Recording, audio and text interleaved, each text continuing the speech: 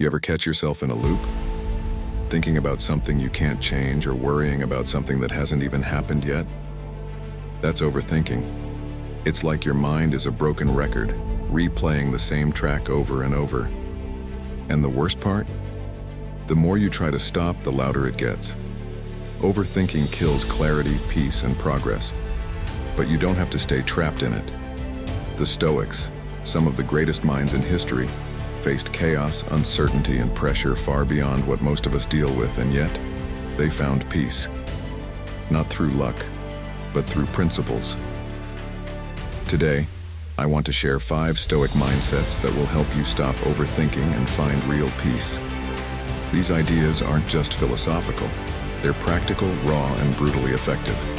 Stick with me for the next 25 minutes, and I'll show you how they can change the way you think and live.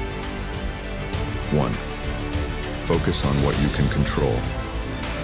Overthinking almost always starts with this: trying to control something that's completely out of your hands. Maybe it's someone else's opinion of you, or how a situation might turn out. You pour energy into worrying, analyzing, and predicting. But here's the truth: none of that changes the outcome. Epictetus, a Stoic philosopher, made it simple. He said there are 2 categories in life: things you can control and things you can't. The trick? Focus only on what you can control. Everything else? Leave it. It's that simple, but it's not easy. Let's say you're worried about a conversation you had with a friend. You can't control what they think of you, but you can control how you showed up in that moment. Did you act with kindness? Honesty? That's where your power lies. When you shift your attention to what's within your influence, the rest becomes noise. And trust me, it's freeing. 2. Live in the present.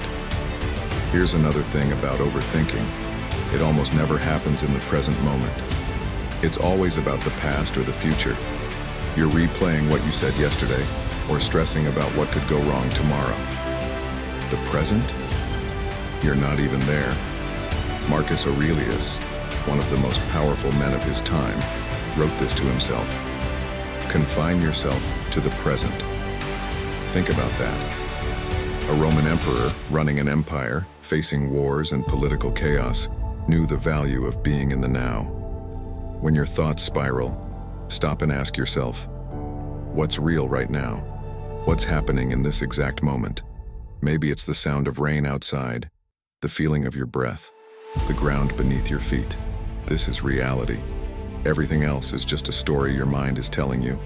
The more you train yourself to live here, in the now, the less room there is for overthinking. 3. Accept what you can't change. Visuals of someone frustrated clenching their fists, followed by them relaxing and letting out a deep breath. This one hits hard. Overthinking often comes from resistance, wishing things were different. You think, this shouldn't have happened, or why me? But here's the Stoic perspective. Life doesn't care about your expectations. Reality is what it is. Seneca, another Stoic philosopher, said it best: what will happen, whether we worry about it or not. Acceptance doesn't mean you're okay with everything. It doesn't mean you stop trying. It means you stop wasting energy fighting reality. Let's say you've made a mistake at work. You can't undo it. So why replay it in your head? Instead, accept it, ask what you can learn, and move forward. The faster you let go of the fight against reality, the sooner you find peace. 4. Face the fear of the unknown.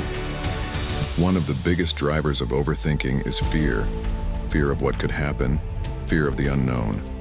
You sit there running through every worst-case scenario, and it paralyzes you. The Stoics had a practice for this called negative visualization. Instead of running from the worst-case scenario, they faced it. They'd imagine what could go wrong, and then they'd ask, could I handle this? Most of the time, the answer is yes. Here's an example. Let's say you're terrified of failing an exam. What's the worst that could happen? You fail. Okay, then what? You study harder, retake it, and learn from the experience. Suddenly the fear loses its power. Negative visualization doesn't make you negative, it makes you prepared. And when you're prepared, you don't overthink, you act. 5. Remember you will die. This last mindset might make you uncomfortable, but it's also the most powerful.